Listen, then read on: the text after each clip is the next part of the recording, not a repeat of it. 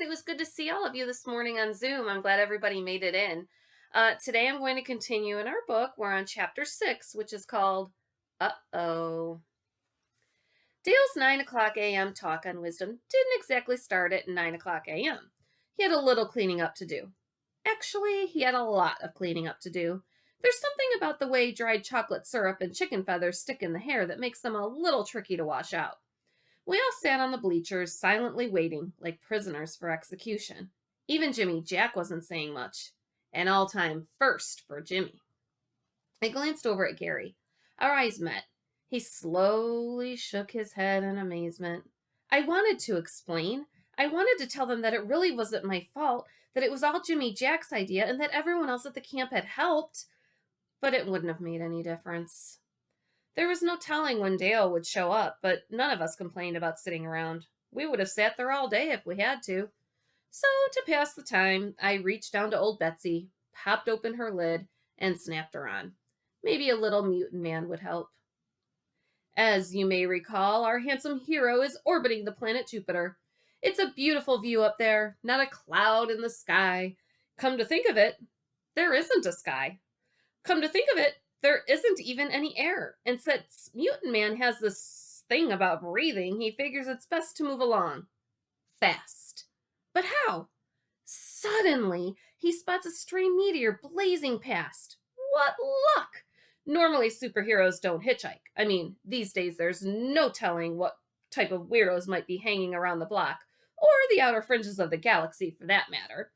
But Mutant Man has no choice. Dr. Ghastly is still back on Earth sucking up wisdom.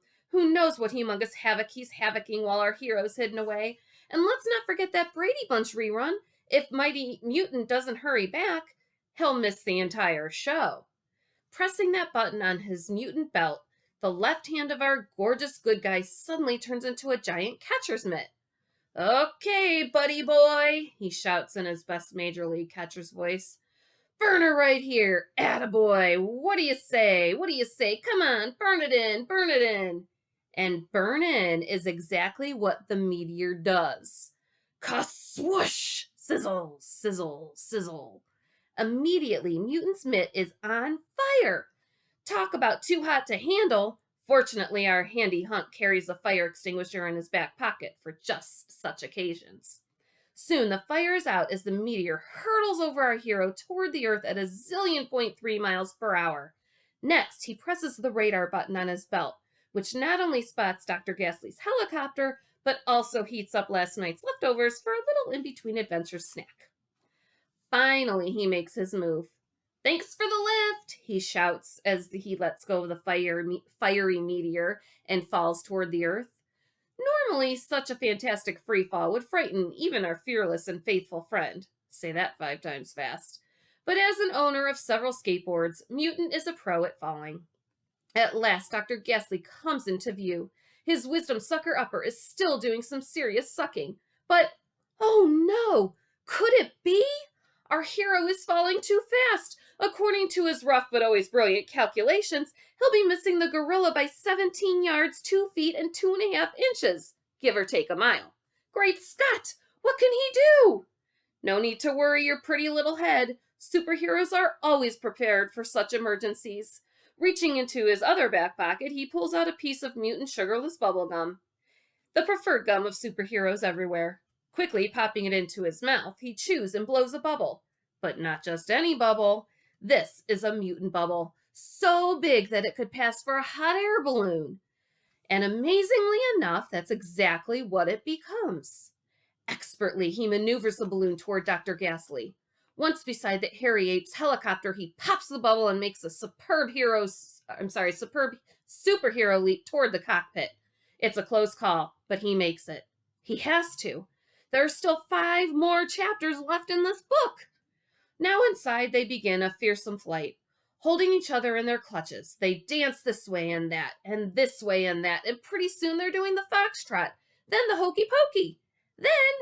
But hold the phone. This is no time for dance class. In one swift move, Mutant reaches over, turns off the helicopter's key, and throws it out the window. The chopper chugs to a stop. A brilliant move. Now the helicopter will slide safely into Earth, and they can finish their fight on the ground. There's only one little detail. This helicopter doesn't glide. It falls like a rock. Ah! Dr. Ghastly screams. Oh! Mutant Man cries. The ground races at them. What do we do? Yells Ghastly. You there, super villain, Mutant shouts. Think of something. Yeah, but this is your story. Whatever they do, they'll have to do it together. And whatever they do, they'll have to do it quickly. Because in just 5.8 seconds, they'll be hitting the Earth. Better make that 4.7 seconds. 3.6. 2.5. Come on, guys. 1.4. That's the end of his story for now. Continuing. Shh, here he is. Here he comes now. The crowd grew quiet as Dale approached the bleachers. I quickly shut down old Betsy and waited. The guy looked pretty good, except for the chocolate syrup still around his fingernails and the faint aroma of rotting garbage. Well, he said slowly, looking around the group. And by looking, I don't mean a quick glance. I mean, this guy managed to lock eyes with every one of us. To say I'm disappointed might be an understatement. Deeply discouraged is more like it. I squirmed in my seat. This was going to be worse than I thought. Why didn't the guy just scream at us like all the other grown-ups? I don't know what more I can do. Haven't our talks on wisdom meant anything?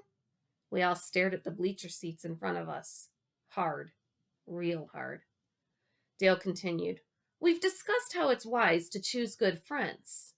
I threw a look over at Opera and Wall Street. They were good friends. Then I spotted Jimmy Jack.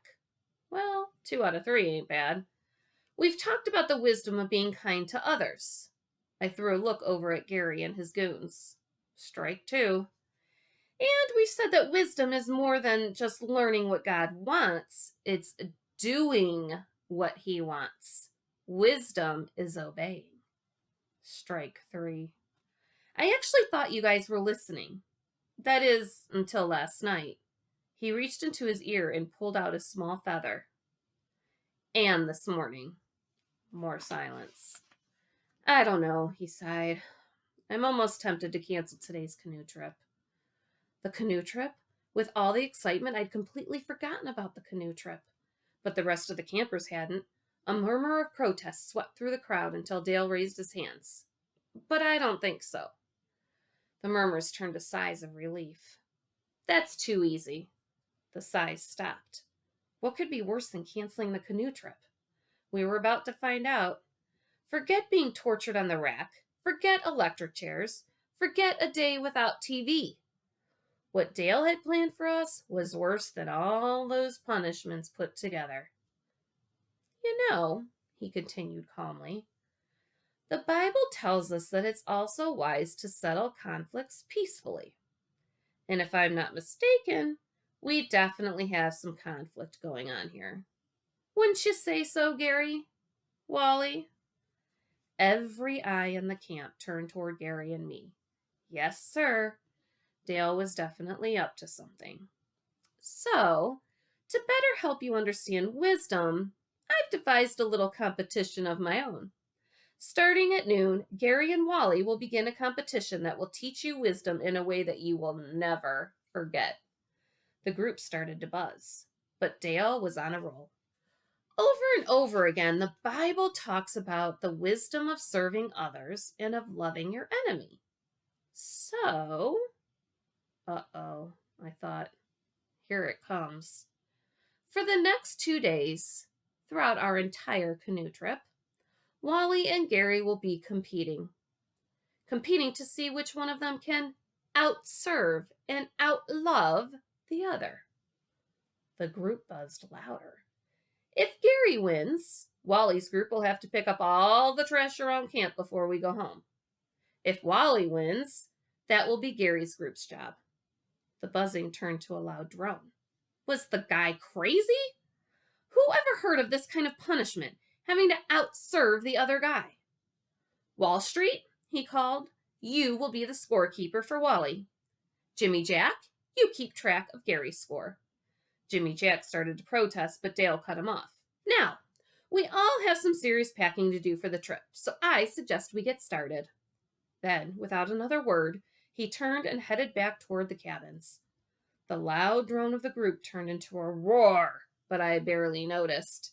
My head was too busy spinning. I mean, let's face it, on the McDougal scale of craziness, this was definitely pushing an 11.